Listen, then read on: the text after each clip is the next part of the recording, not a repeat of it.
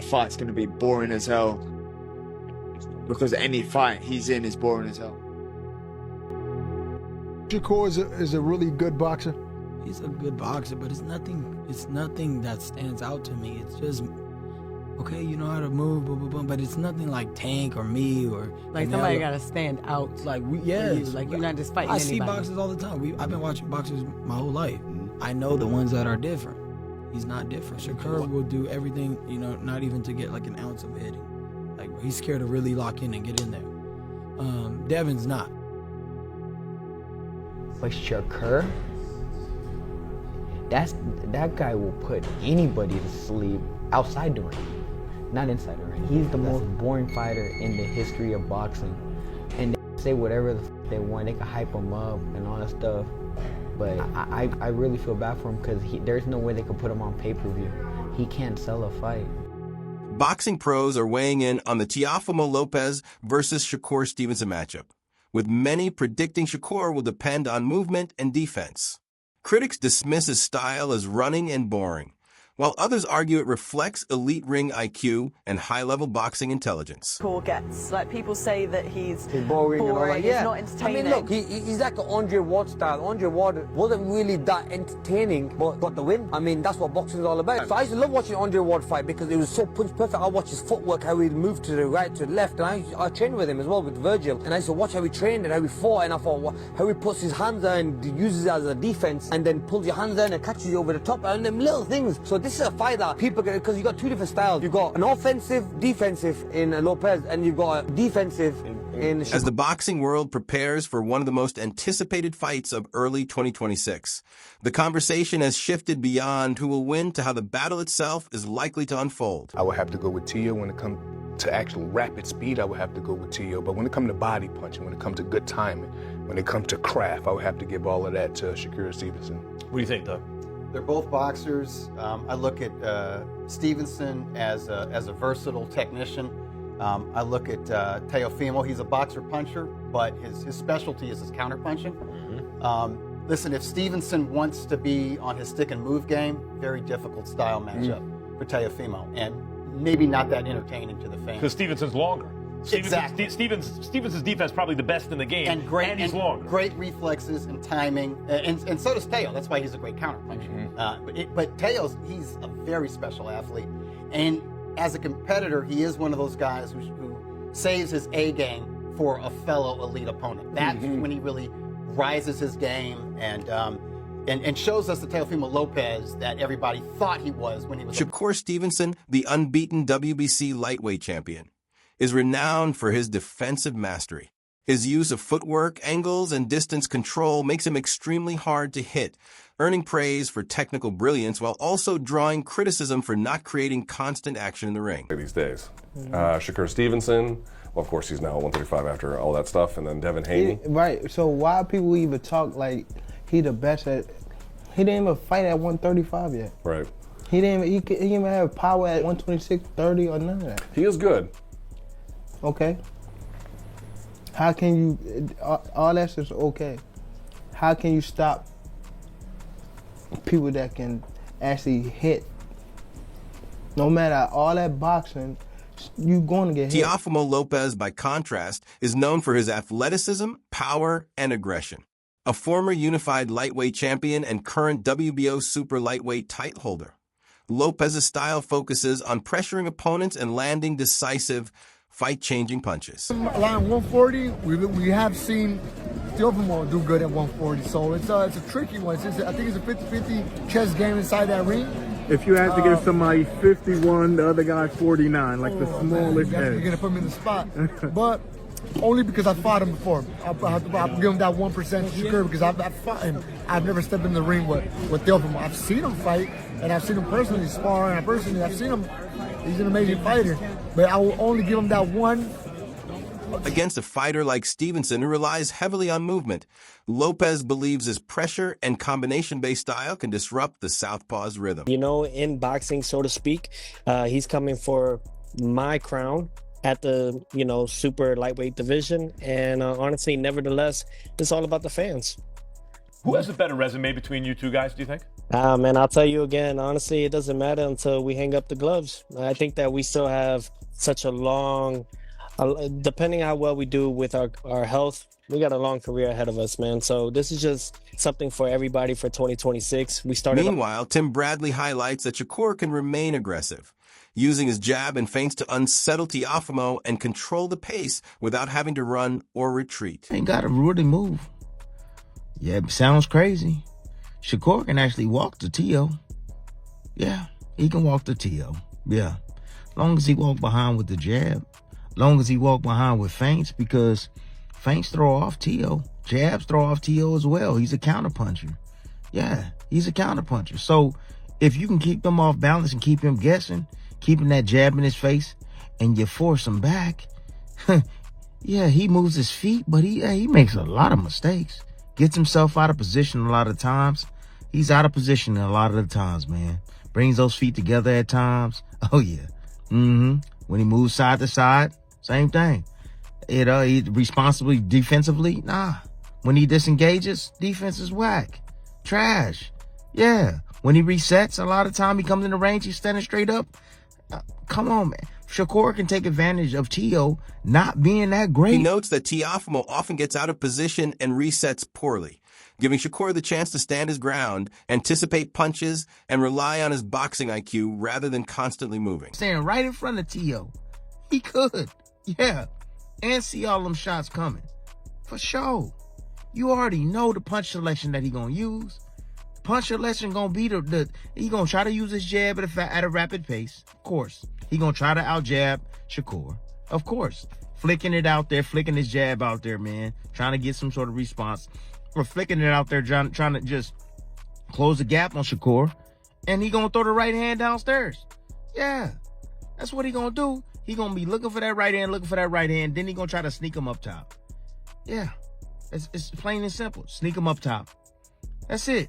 But if Shakur can stand his ground, if Shakur can evade and get right back in his face, man, evade and get right back in his face, right?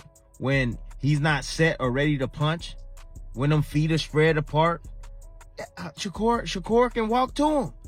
Shakur can walk to him. Lopez insists he's training to put Shakur Stevenson to sleep and prove himself, particularly since he hasn't landed a major knockout in a while, focusing on delivering a decisive blow rather than merely outboxing him. The more explosive, possibly the more speed concerning like getting to the target quicker. But I haven't seen you really get the type of knockouts that made the fans appeal to the whole package and the whole system of you. Are you training? You mean at 140 pounds compared to 135? Yeah, yes, in comparison. Yeah. Are you training for a knockout? Are you training to do something to not just beat Shakur, but to beat him in grand fashion? And when I say grand fashion, I mean going for the knockout. Well, I think that the whole thing is the Bible of boxing really is that if you look for the knockout, you won't get it. You know, I think really it's just all about setting the good pace early in the beginning rounds and then going from there, setting that tone. I think that I don't see him going those 12 rounds. This is his first time moving up to 140. A lot of these guys can say a lot of things about me not knocking them out or whatnot, but they don't come and try to fight me after they feel this power. So it's for a reason. It carries. It does carry. I mean, I had a good showing with Arnold Barboza. He was #1, my mandatory, and he was too hesitant trying to commit to punches. So I think that it's just something that's going to be a rude awakening for Shakur. Hey, Doug, you hear that? He said the Bible of boxing. What else is called the Bible of boxing? Ring Magazine. And he's a two-division Ring Magazine champ. Great ambassador for those championship belts as well. Yep, absolutely. I'm very big on those things. You know, I claimed 2 weight divisions, 2 Ring Magazine belts just at 25, you know, and I'm 28 now. I've been defending my belts now. I feel great, you know, and then most importantly, you know, this will be my 4th title defense with the Ring and the WBO junior lightweight, junior welterweight world. Stevenson has discussed targeting Lopez's weaknesses, approaching the fight not just with movement, but with full confidence in his skills, believing he can expose flaws in Lopez's game if executed properly. I'm like locked in and I'm focused on what I'm supposed to be doing. Nothing else matters around me. That 4-weight world champion, it means everything to me. That's me separating myself. A lot of these guys that they claim is the guys nowadays, none of them can say that they are a full-weight world champion.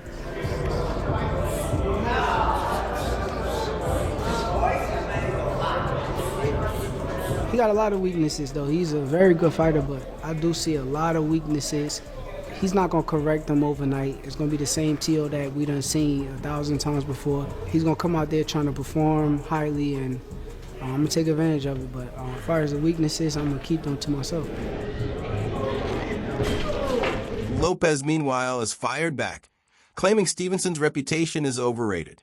He has vowed to expose weaknesses in Stevenson's defense, aiming to make the fight messy and force him into uncomfortable exchanges. Talks about this and that and about I was jealous of him. No, I'm not. You were a 2016 USA silver medalist. You're gonna get your signing bonus and all that extra stuff. Thing was, they were trying to secure him in a different route because they had put a lot of money in him. Me, I think I was just supposed to be... Lopez has even suggested that Stevenson hesitates to take punches and must overcome that fear to win. His comments build a narrative where Lopez aims to draw Stevenson into a more aggressive fight, creating a style clash that could finally determine whether movement or pressure prevails. So then again, it's like I could always succeed to another level with it, and exceed to it. So it's really just trying to just keep it going. Keep moving forward throughout the whole time and throughout the whole process, and mainly just have fun with it. You gotta have fun with what you do. I love this. I haven't stopped doing what I've done because of the fact that I enjoy what I do. This has been 20 years in the making, 20 years in this. And I have so much to do and so much to prove within myself. So mentally, I'm prepared. Physically, I'm more than ready. And emotionally, I'm on fire, I'm on fire with it, because all I ever did was try to be great, and it's no longer trying. I am great, and it's all about just continuing and holding that. So it's all about just staying humble throughout the process, keeping myself level-headed. Shakur's left hook and Philly shell defense are central to his strategy against Teofimo. The Philly shell protects his head while keeping him in range to counter effectively, allowing him to absorb or deflect punches without panicking or retreating. By remaining composed in this stance, Shakur can patiently wait for openings, making his counters more precise.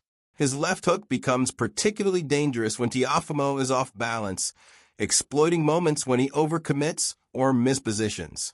Combined with feints and smart footwork, these tools enable Shakur to dictate the pace, control distance, and turn defense into offense, maximizing his chances to land fight-changing punches. The defense, Philly shell, that left hook is coming. He gonna be looking for that mug all night long. That left hook, left hook, left hook. But just keep Teofimo off balance. That's all he gotta do is keep him off balance, man. Throwing them feints, fighting him off that jab, bro, it's gonna break his rhythm up, boy. He gonna struggle. He gonna have a hard time, but Kambosos didn't rush in at him. Kambosos stayed underneath himself, stayed right there in front of him. That was it. Held his ground. That was it. Anytime Lopez would do something, Kambosos come right back with counters. Yeah, but he stayed close enough to get Lopez to react. And a lot of times Lopez fought angry that fight. So Ryan Garcia says he'd bet on Shakur Stevenson, but admits he wouldn't be shocked if Teofimo Lopez pulls off an upset. Garcia told reporters that while he expects Lopez to struggle against Stevenson's slick defense, he might be underestimating Teofimo. If Lopez adjusts and applies his power and pressure, he could surprise everyone with a win.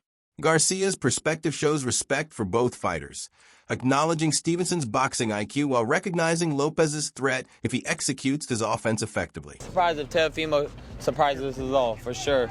I think I'm underestimating Teofimo a little bit, but I don't think he can make the necessary adjustments to his own style to combat what Shakur does best.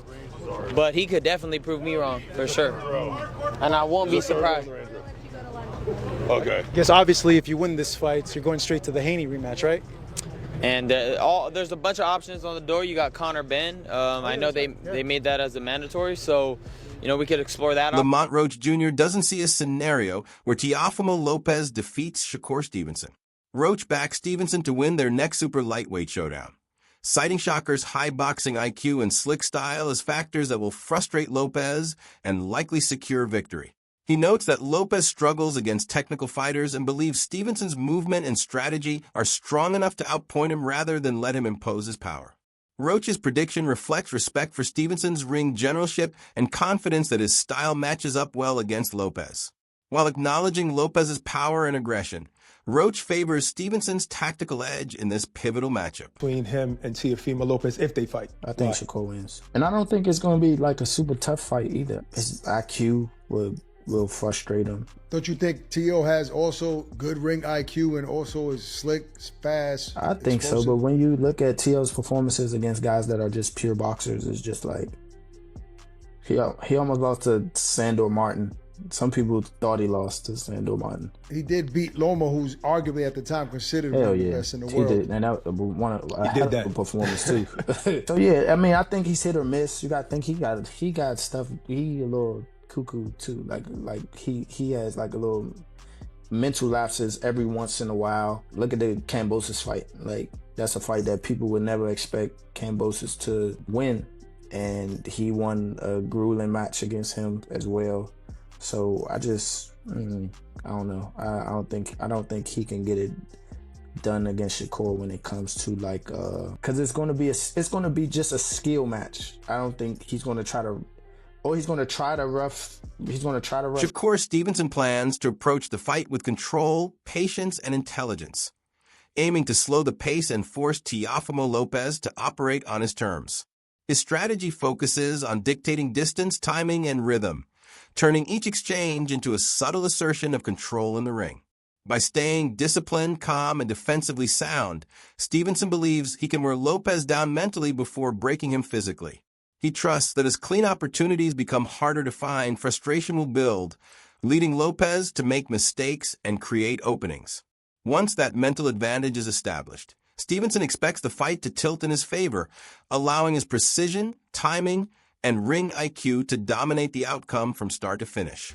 Guys way too slow, Shakur's too sharp, too fast, too strong.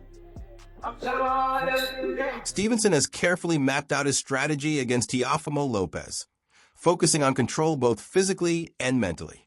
He plans to disrupt Lopez's rhythm and frustrate him with sharp footwork, constant feints, and crisp counters to keep him off balance.